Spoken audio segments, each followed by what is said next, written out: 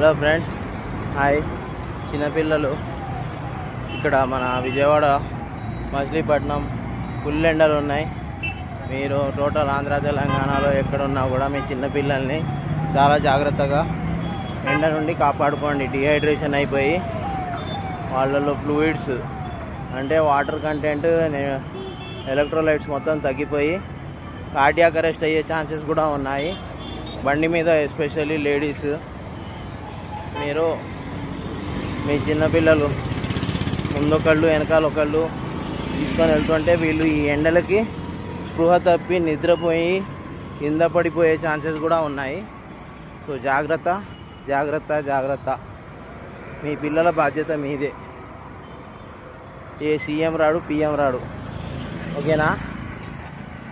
So నేను ఒక భయం, బాధతో, చిన్నపిల్లల మీద ఆసక్తితో, ఒక కన్సర్న్ ఉన్నది కాబట్టి చెప్తున్నాను.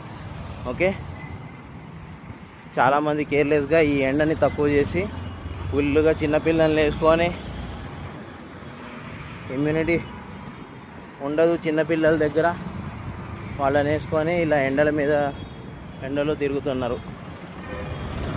మీరే హాస్పిటల్లో చుట్టూ బాధలు పడాలి.